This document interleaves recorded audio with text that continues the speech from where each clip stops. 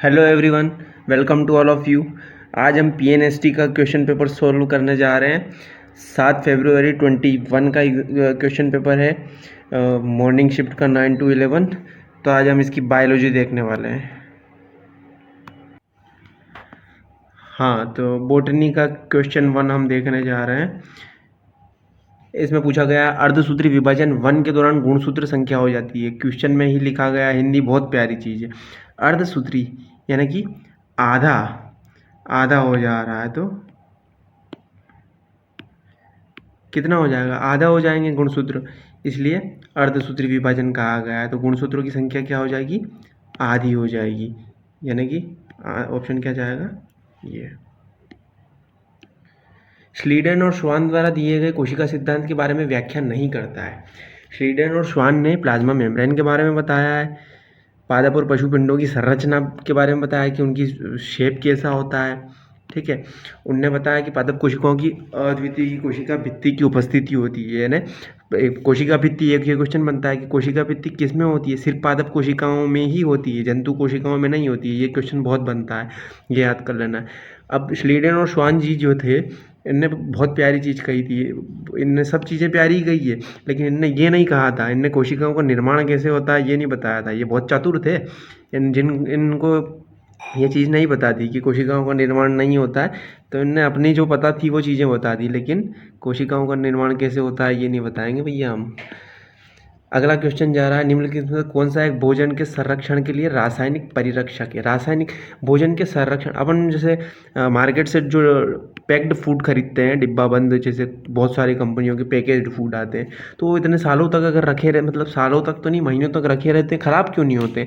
वो इसलिए क्योंकि उनमें कुछ परिरक्षक मिलाए जाते हैं, संरक्षक मिलाए जाते हैं, यानी प्रिजर्वेटिव मिलाए जाते हैं। बिना प्रिजर्वेटिव के कोई चीज़ चलती नहीं। अब कुछ नेचुरल प्रिजर्वेटिव होते हैं, जैसे कि आप हनी ले लोगे, शहद ले लोगे, वो ख़राब क्यों नहीं होता? क्योंकि उसमें प्राकृतिक परिरक्षक रहता है। गंगा का पानी ख़राब क्यों नहीं होता है? क्योंकि उसमें बैक्टीरिया रहते हैं ऐसे।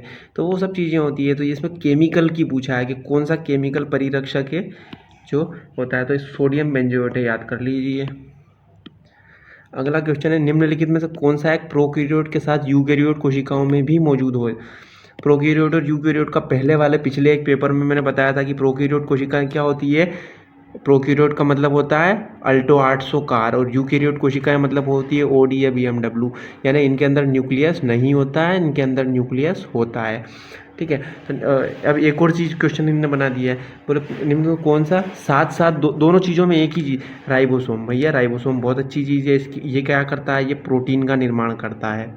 प्रोटीन तो कोई सी भी कोशिका के लिए ज़रूरी है। क्यों? क्योंकि कोई सा भी जीवन हो, छोटा से लेके बड़ा, उसमें DNA RNA रहेगा ही रहेगा।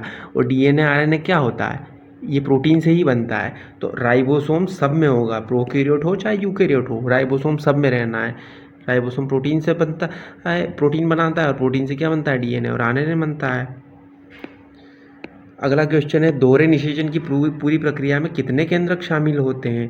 दोहरे निषेचन की प्रक्रिया में 5 केंद्रक शामिल होते हैं। माइक्रोस्पोरेंजिया की कौन सी परत पराग फैलाव में मदद करती है? पौधों में क्या होता है निषेचन, मतलब एनिमल्स में तो क्या होता है कि वो आपस में मिलके मेटिंग करते हैं, तब जाके कोई दूसरा प्रोडक्ट बनता है। लेकिन पौधों में क्या होता है कि प्लांट के ऊपर ही स्पोरेंजिया होते हैं, उनको माइक्रोस्पोरेंजिया ऐसा बोलते हैं। तो जैसे ये प्लांट है, तो इसमें से जो स्मॉल रहते हैं, तो वो उड़ के जाते हैं और दूसरे प्लांट के ऊपर जाके और फर्टिलाइजेशन करते हैं, यानी निषेचन करते हैं। तो ये सब रहता है। तो पराग को फैलाना मतलब एक पौधे से जो पराग कण है, उसको यहाँ से इस पौधे से दूसरे तक पौधे तक फैलाने का काम कौन करता है? एंडोथीलियम करती है। प्रकाश संश्लेषण के दौरान केल्विन चक्र के दौरान पहचाने जाने वाला पहला उत्पाद। पहली बात अपन ने पिछले पेपर में देखा था, बोटनी वाला जो पेपर सोल्व किया था, केल्विन चक्र का एक और नाम होता है C3 और C4 साइकिल। C3 और C4 साइकिल देखा था। तो ये वाली जो साइकिल है केल्विन चक्र का मतलब है C3 साइकिल है। केल्विन चक्र मतलब है C3 साइकिल। तो C3 साइकिल में पहला उत्पाद क्या बनता है, 3-फॉस्फोग्लिसरिक एसिड। C3 क्यों कहते हैं इस साइकिल को, क्योंकि इसमें 3 कार्बन का उत्पाद बनता है, इसलिए इसको C3 साइकिल कहते हैं। तो इसमें पहला उत्पाद बनता है 3-फॉस्फोग्लिसरिक एसिड। अगर क्वेश्चन ये भी आएगा कि C4 साइकिल का पहला उत्पाद क्या बनता है, तो आंसर आएगा ऑक्जेलो एसिटिक एसिड, यानी ऑक्जेलो एसिडिक एसिड, जो भी हिंदी अब क्या बताऊं।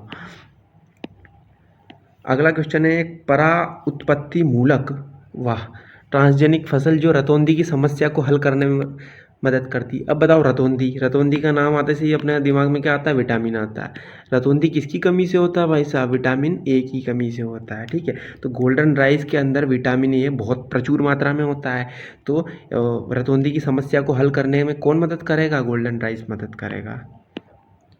अर्धसूत्री विभाजन में क्रॉसिंग ओवर करने की शुरुआत निम्नलिखित में से किस चरण में करी। इसमें बहुत सारी अवस्थाएं होती है, पैकेटीन, जाइगोटीन, डिप्लोटीन, डायोकाइनेसिस। तो पैकेटीन वाली में जो है क्रॉसिंग ओवर होता है, इसका आंसर जाएगा पैकेटीन। अगला क्वेश्चन है, निम्नलिखित में से कौन सी बीमारी में वृद्धि हार्मोन का हाइपर सिक्रीशन, वृद्धि हार्मोन मतलब हाइपर सिक्रीशन हो रहा है, मतलब बहुत ज़्यादा स्त्रावित हो रहा है हार्मोन, बहुत ज़्यादा स्त्रावित हो रहा है, मतलब उस ऑर्गन की वृद्धि बहुत ज़्यादा हो जाएगी ना, बड़ा हो जाएगा। तो जाइजेंटिज्म जो है इस बीमारी का नाम रहता है। विशालता मतलब जो जिस ऑर्गन का जो हार्मोन रिलीज, वृद्धि हार्मोन रिलीज हो रहा है, वो ऑर्गन विशाल हो जाएगा, बड़ा हो जाएगा। पौधे की वृद्धि और विकास को नियंत्रित करने वाले वृद्धि नियामकों को क्या कहा जाता है। पिछले वाले बॉटनी के पेपर में इसके भी बहुत सारे क्वेश्चन थे। वृद्धि नियामक यानी ग्रोथ रेगुलेटर्स जो होते हैं को क्या कहा जाता है, पादप हार्मोन होते हैं। कोई पादप की वृद्धि लंबाई बढ़ाने का काम कर रहा है, कोई चौड़ाई बनाने का काम कर रहा है, कोई फूल लाने का काम कर रहा है, तो वो प्लांट ग्रोथ रेगुलेटर्स होते हैं, पादप हार्मोन उनको कहते हैं। शाकनाशियों हर्बीवोरस द्वारा खपत के लिए उपलब्ध बायोमास ऊर्जा को कहा जाता है। The biomass energy available for consumption by herbivores. Herbivores क्या होता है, मतलब जो कि घास फूस वगैरह खाते हैं ना, यानी शाकनाशी मतलब जो सब्जियां, घास या ऐसी चीज़ें खाते हैं, तो उनके द्वारा कंजप्शन करने वाली जो एनर्जी है ना, उनके द्वारा जो खाई जा रही है ये चीज़ें, उस एनर्जी को क्या कहते हैं, शुद्ध प्राथमिक उत्पादकता, नेट प्राइमरी प्रोडक्टिविटी वो होती है। डीएनए में मौजूद आनुवांशिक सामग्री के बारे में निम्नलिखित में से कौन सा कथन सही नहीं है। यूकैरियोटिक कोशिकाओं में डीएनए गोलाकार होता है, गलत बात है, सही नहीं, ये पूछा है ना, नहीं होता है। डीएनए यूकैरियोट कोशिकाओं में डीएनए डबल हेलिक्स, यानी कि डबल हेलिक्स और सिंगल हेलिक्स का मतलब होता है कि एक होता है डीएनए ऐसे और ये सिंगल हेलिक्स है, और डबल हेलिक्स में कैसा होता है, ऐसा होता है। तो यूकैरियोट कोशिका में डीएनए दोहरे डबल स्टैंड वाले होते हैं। डीएनए में प्रोटीन संश्लेषण की सूचना निहित होती है, सही बात है। यूकैरियोटिक कोशिकाओं में डीएनए रेखिक होता है, ठीक है। तो इसका आंसर जाएगा पहला। पादप के पूरे संग्रह में एक दिए गए फसल में सभी जीनों के लिए सभी विविध एलील होते हैं, जिन्हें खालिस्तान रूप में, मतलब जितने भी जीन होते हैं पूरे प्लांट में, उनको क्या कहा जाता है, उनको कहा जाता है जर्म प्लाज्म कहा जाता है। पूरे पौधे के अंदर जो भी जो जीन होते हैं, डीएनए होते हैं, एलील होते हैं, उनको जर्म प्लाज्म संग्रह कहा जाता है। विपुंसन पादप प्रजनन प्रयोग में एक तकनीक है जिसमें क्या होता है, विपुंसन का मतलब होता है, मतलब आपने नाम सुना होगा कि जो नसबंदी का सिस्टम समझ लो इसको ह्यूमन में, कि नसबंदी वाली प्रोसेस को इसमें क्या कहते हैं, विपुंसन मतलब एक और, इससे एक और अपने को नाम सुना लग रहा हो, नपुंसक, उस टाइप का। तो उसमें क्या कहते हैं, जो मेल पौधा होता है उसका जो निषेचन वाला जो जेनेटिक ऑर्गन होता है ना, वो पौधे के ऊपर, उसको एंथर कहते थे, उस एंथर को काट के हटा देते हैं। तो अब क्या होता है कि जो निषेचन नहीं हो पाता है इनका, इसीलिए उसको काट के हटाने, इसके मतलब जो अपना नसबंदी की जो प्रोसेस होती है उसको क्या कहते हैं, विपुंसन कहते हैं। तो पराग कोश को हटाना होता है उसके लिए।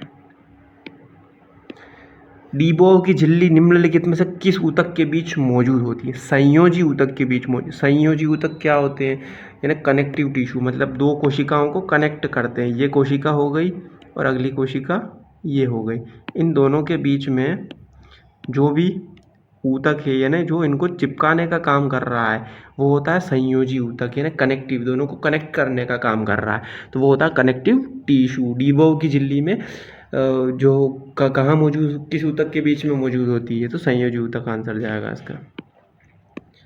संवहनी पौधों के जटिल ऊतकों का भोजन करने वाला है, भाई साहब क्या पूछ रहे हो। Is the food conducting complex tissue of the vascular plant. Food conducting complex यानी कि पौधे में भोजन का प्रवाह किसके थ्रू होता है, यानी भोजन एक जगह से दूसरे जगह पहुंचाने का काम कौन करता है, किस नली के थ्रू पहुंचता है, तो फ्लोएम। बहुत आता है क्वेश्चन, याद कर लो। ह्यूमस के क्षरण की प्रक्रिया को निम्न रूप में जाना जाता है, मिनरलाइजेशन। अब इसी क्वेश्चन को आप इंग्लिश में देखो और हिंदी में देखो। इंग्लिश में क्या पूछा है, process of degradation of humus to release inorganic nutrients. Inorganic nutrients में रिलीज करने को क्या कहा जाता है, और हिंदी में पता नहीं क्या पूछ रहे हैं इसको, मिनरलाइज। अब इनऑर्गेनिक न्यूट्रिएंट्स क्या होते हैं, इनऑर्गेनिक सोडियम, पोटेशियम, फास्फोरस, तो ये मिनरल्स ही तो है। तो मिनरल्स में तोड़ने की प्रक्रिया को क्या कहते हैं, मिनरलाइजेशन, यानी ये खनिज ये सब ये, ठीक है ना। तो खनिजन हो रहा है ना, सब चीज़ें क्वेश्चन में लिखा रहता है, बस उसको सही से पढ़ लो। NADH के एक अणु के ऑक्सीकरण के कारण ATP के कितने अणु निर्मित होते हैं, 3 अणु निर्मित होते हैं। निम्नलिखित में से कौन सी तकनीक के उपयोग से टमाटर की धीमी गति से पकने को विकसित किया गया था। इसमें RNA इंटरफेरेंस टेक्नोलॉजी यूज़ की गई थी।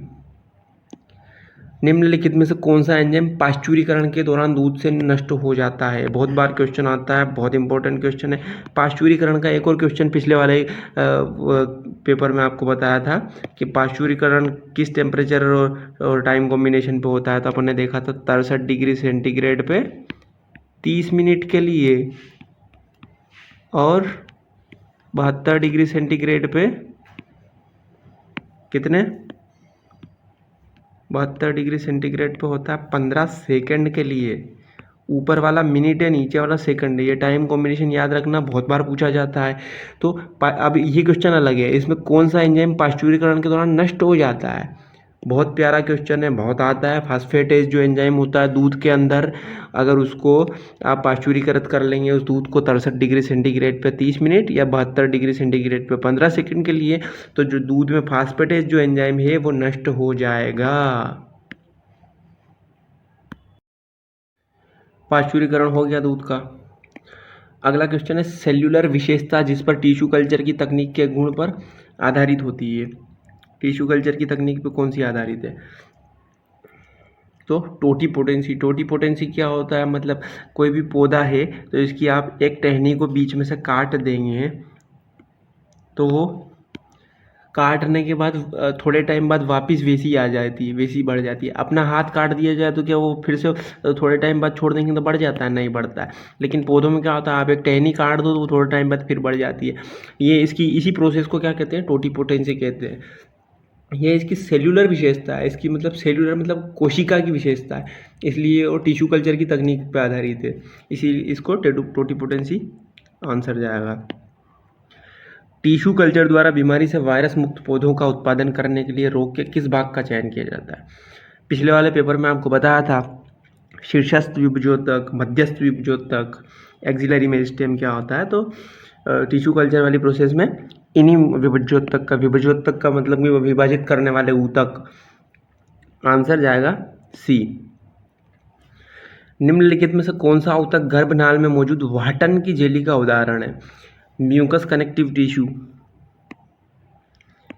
पतली भित्ति वाले क्लोरोफिल में जो कोशिकाएं होती है, क्लोरोफिल का कहीं जैसे भी दिखे सो ये अपने दिमाग में आ जाएगा, बोले हाँ भाई साहब क्लोरोफिल है, अच्छा प्रकाश संश्लेषण हो रहा है, कहाँ हो रहा है, पौधे की पत्तियों में हो रहा है, लीव्स में हो रहा है, तो प्रकाश संश्लेषण हो रहा है क्लोरोफिल जैसे ही लिखा। हाँ, तो कोशिकाएं होती है वे खाली स्थान में भरण ऊतकों को संग्रहित करती है, पत्तियों में, ऑप्शन में ही दिया है पत्तियों। प्रकाश संश्लेषण सिर्फ पत्तियों में होता है, क्यों, क्योंकि उस पत्तियों के अंदर क्या होता है, क्लोरोफिल होता है, आंसर जाएगा क्लोरोफिल का पत्तियाँ। एंजाइम किससे बने होते हैं, एक क्वेश्चन आपने बहुत देखा होगा जनरली, बोले सभी एंजाइम प्रोटीन होते हैं लेकिन सभी प्रोटीन एंजाइम नहीं होते हैं, ये क्वेश्चन बहुत आता है। All enzymes are protein but all proteins are not enzymes. So enzyme जो सभी एंजाइम होते हैं वो प्रोटीन होते हैं। निम्नलिखित में से कौन से जीव में पूरी तरह से कोशिका भित्ति की कमी होती है और ये ऑक्सीजन के बिना रहते हैं? माइकोप्लाज्मा जो होते हैं वो सबसे छोटे जीव होते हैं, इनके अंदर कोई कोशिका जो भित्ति नहीं होती है और ये ऑक्सीजन के बिना रहते हैं। ठीक है, आंसर जाएगा डेट्राइस। ऑप्शन ही नहीं दिए हैं। बैक्टीरियल सेल यानी जीवाणु कोशिका में अंकुरित होने वाले छोटे कड़े रेशों को खालिस्तान के रूप में, मतलब बैक्टीरिया में जो चलने के लिए जो यूज़ होते हैं छोटे कड़े रेशे लिखा है इसमें, लेकिन ये मान लो बैक्टीरिया हो गया तो इसमें चलने के लिए जो होते हैं वो कोई हाथ पैर उनको नहीं कहते, उनको फिम्बरी कहते हैं। तो फिम्बरी होते हैं वो। प्रोटिस्टा जगत का सदस्य मुख्य रूप से खालिस्तान के कारण मोनरंस, भाई साहब मोनरंस नहीं है वो मोनेरा है। तो इंग्लिश में भी गलत लिखा है, हिंदी में भी गलत लिखा है।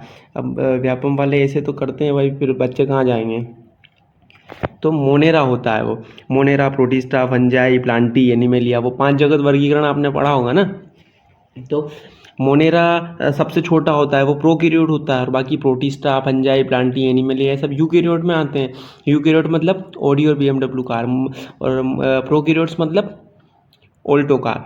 तो ओल्टो कार में क्या होता है, न्यूक्लियस नहीं होता है, प्रोकैरियोट में न्यूक्लियस नहीं होता है, और यूकैरियोट के अंदर जो होता है वो न्यूक्लियस होता है। तो स्पष्ट केंद्रक नहीं होता है। केंद्रक किस में नहीं होता है, मोनेरा में नहीं होता है, तो प्रोटिस्टा में होता है ना। गुणसूत्रों के आरेखीय निरूपण को संदर्भित करता है। ईडियोग्राफ आप बनाएंगे तो उसमें गुणसूत्र का जो होता है पूरा डायग्राम आता है।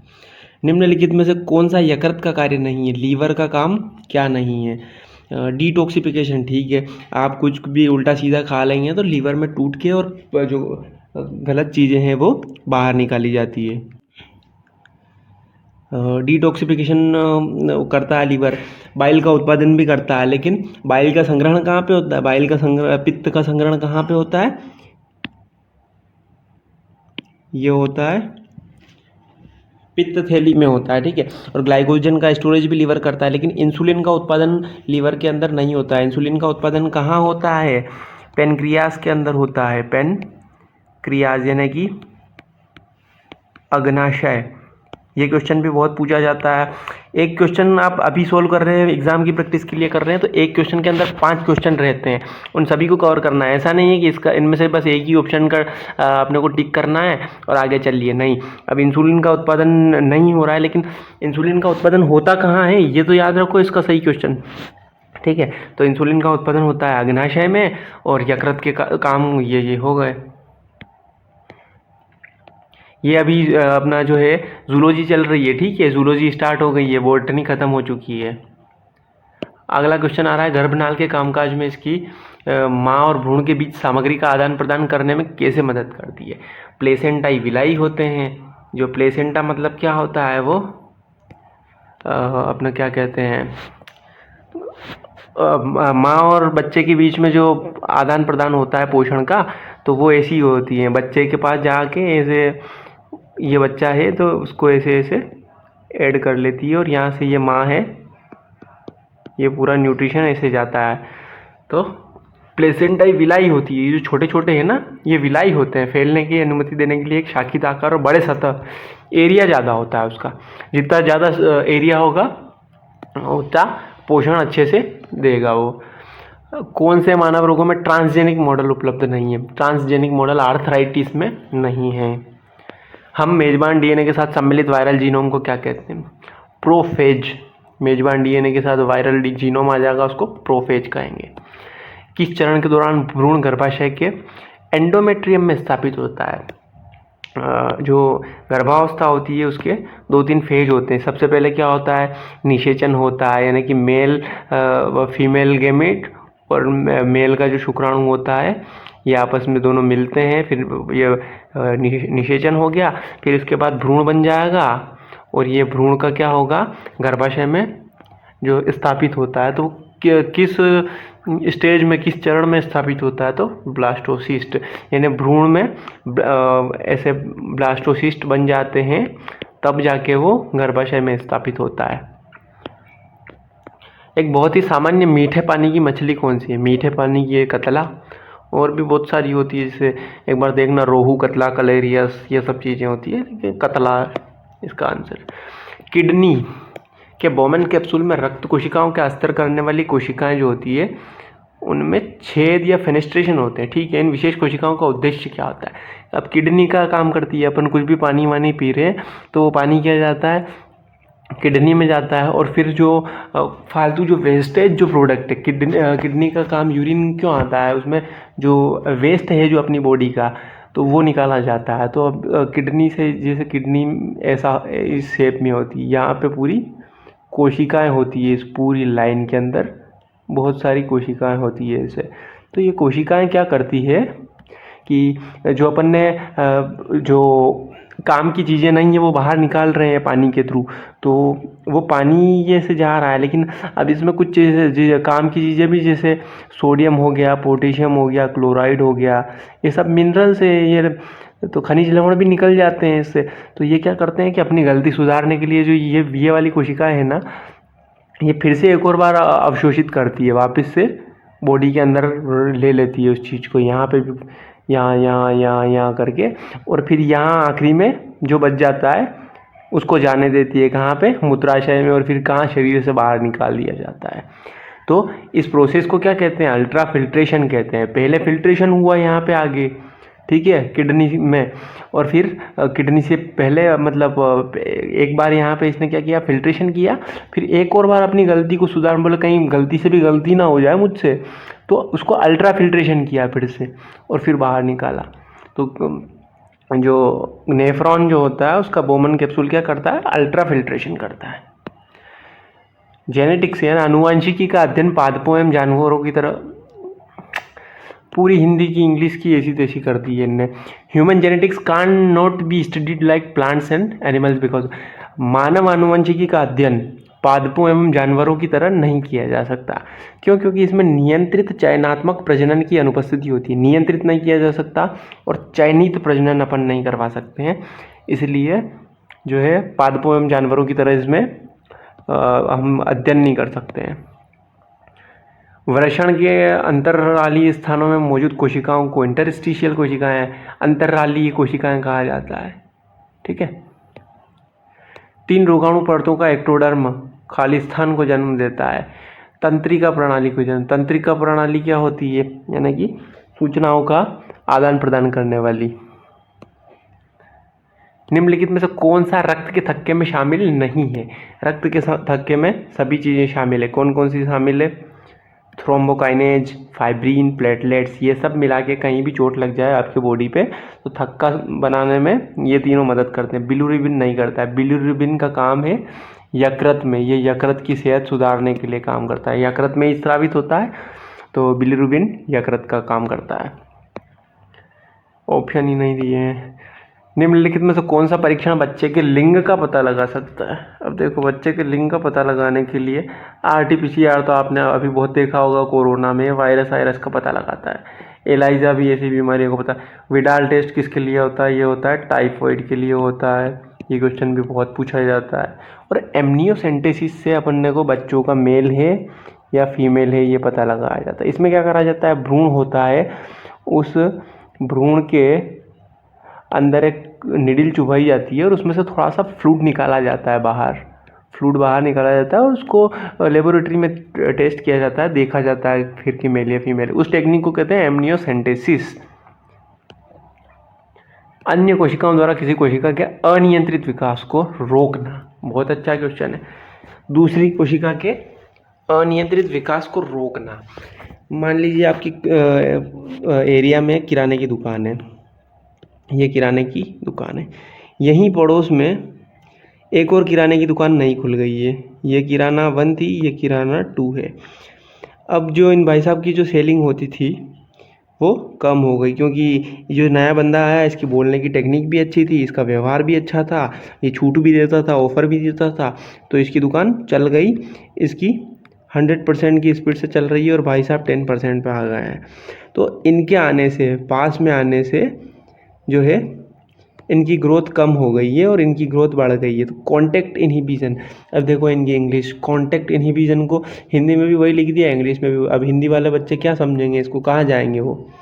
तो कॉन्टैक्ट कैंसर कोशिकाओं में क्या होता है, कैंसर में यही होता है कि जो जो सामान्य सेहत वाली जो अपने शरीर की कोशिकाएं होती है, हेल्दी कोशिकाएं होती है, स्वस्थ कोशिकाएं होती है, और यहाँ पे बीच में आ गई एक कैंसर कोशिका, ये कैंसर कोशिका आ गई। अब ये कैंसर कोशिका क्या करती है, ये आसपास वाली जो स्वस्थ कोशिकाएं हैं इनका पोषण चुरा लेती है, इनको बड़ा नहीं होने देती है और खुद बड़ी। कैंसर में आपने देखा होगा बड़ी बड़ी गांठें हो जाती है शरीर पे ना, या जैसे मान लो प्रोस्टेट कैंसर है तो प्रोस्टेट में गांठ हो गई है, तो इस हिसाब से बड़ी गांठ हो जाती है। तो कॉन्टैक्ट मतलब पास वाली कोशिकाओं का इनहिबिशन करना है, मतलब रोकना। इनहिबिशन का मतलब हो रहा है रोकना, और कॉन्टैक्ट का मतलब क्या हो रहा है, संपर्क।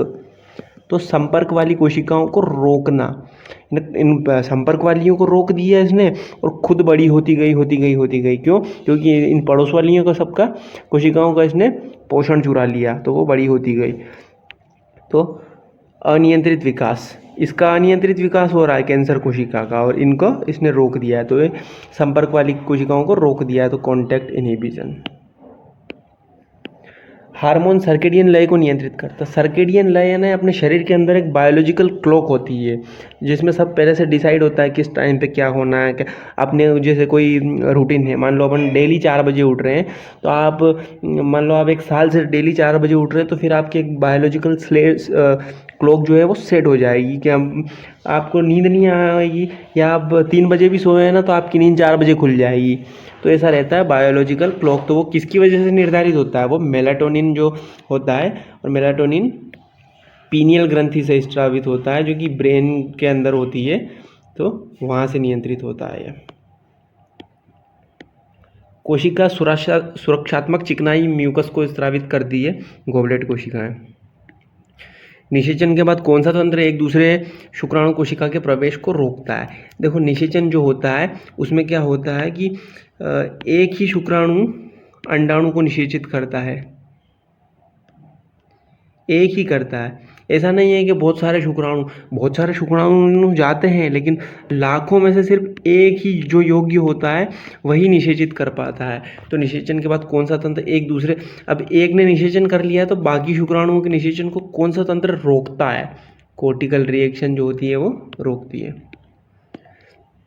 न्यूरोट्रांसमीटर डोपामिन के परिवहन को प्रभावित करने वाली दवा कौन सी है, कोकेन। अब ये जो कोकेन लोग लेते हैं, नशा है, उसमें क्या होता है कि कुछ भी नहीं पता नहीं चल रहा, फिर नशा में झूम रहे हैं चले। उसमें न्यूरोट्रांसमीटर क्या होता है, जो अपना तंत्रिका तंत्र होता है उसमें ये तंत्रिका तंत्र हो गया, ठीक है। और इसके अंदर जो ये डोपामिन लिखा है ना, ये ऐसे बहुत सारे डोपामिन होते हैं। न्यूरोट्रांसमीटर का मतलब होता है ट्रांसमिशन करने वाला, मतलब एक जगह से दूसरे जगह पहुंचाने वाला, ये सूचनाएं पहुंचाता है। तो जब आप कोकीन का सेवन कर लेंगे तो ये जो कनेक्शन होता है, ये जो न्यूरोट्रांसमीटर जो डोपामिन है ना, इनको इधर से इधर जाने नहीं देगा, तो सूचनाएं पहुंच नहीं पाएगी। तभी तो आप डल से डल जाएंगे, आपको कुछ पता नहीं चलेगा और बेहोशी की हालत में गिरे रहते हैं। तो कोकीन।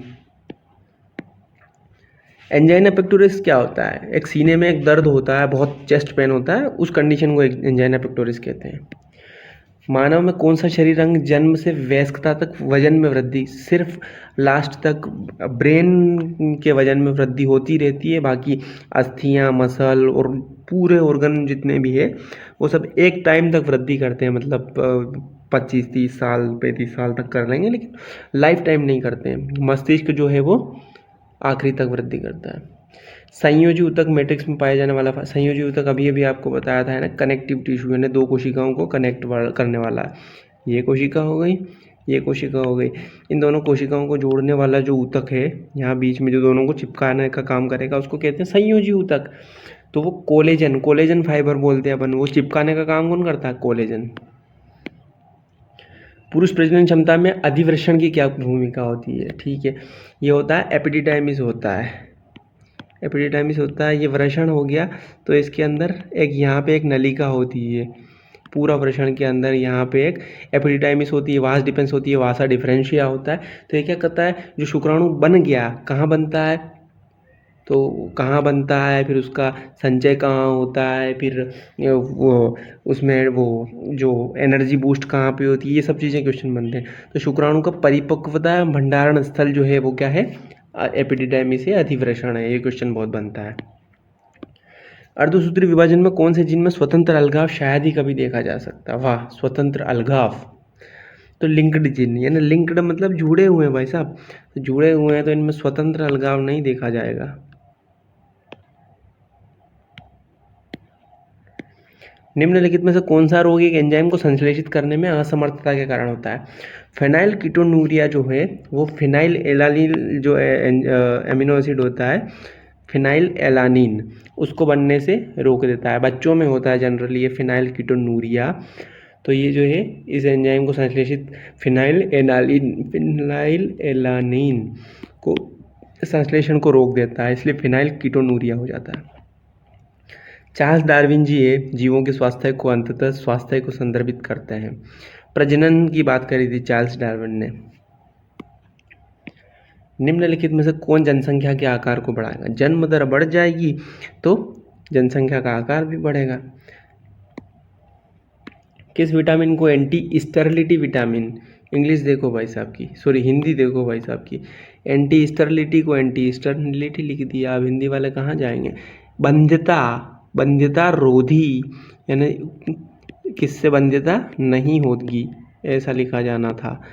तो विटामिन सी का क्या रोल होता है? स्कर्वी नहीं होने देता, विटामिन ए रतौंधी नहीं होने देता, vitamin D rickets, vitamin E बंध्यता नहीं होती है विटामिन ए से, ई से। एक आदमी अपने एक्स गुणसूत्र को वंशानुक्रम से प्राप्त, एक्स गुणसूत्र, मान लो ये आदमी हो गया, क्या हो गया, ये लिख दिया मैंने आदमी, और ये इसके माता है, ये इसके पिता है। तो ये बात आपको ध्यान रखनी है कि फीमेल जो होती है उसमें हमेशा एक्स और एक्स क्रोमोसोम ही होते हैं, और मेल कब होता है? जब उसमें वाई क्रोमोसोम हो। अगर किसी में वाई नहीं है तो वो मेल हो ही नहीं सकता। फीमेल में सभी में जो मादा होती है उसमें एक्स एक्स रहेगा और नर में एक्स और वाई रहेगा। इसमें नर का तो फिक्स है, एक्स वाई रहना ही है। तो अब जो ये आदमी है इसमें क्या पूछ रहा है, एक्स गुणसूत्र किससे प्राप्त होगा? तो अगर ये आदमी है या नहीं, ये क्या है, पुरुष है ना, आदमी मतलब पुरुष है, तो इसमें वाई तो होना ही है। तो एक यहाँ से आया तो एक यहाँ से आएगा ना, एक उसको पिता से मिल गया ये वाई, तो अब एक जो गुणसूत्र होगा वो कहाँ से मिलेगा? माता से। तो एक्स इसको कहाँ से मिला? माता से मिला ना। शुक्राणु जनन और ओजेनेसिस के बीच समानता के रूप में निम्नलिखित में से किसके बारे में सोचा जा सकता है? समानता, दोनों में समसूत्रण एवं अर्धसूत्री विभाजन और कोशिका विभेदन शामिल करते हैं। ठीक है, ये आज का आपका पूरा बायोलॉजी कंप्लीट हो गया। Thank you so much for watching.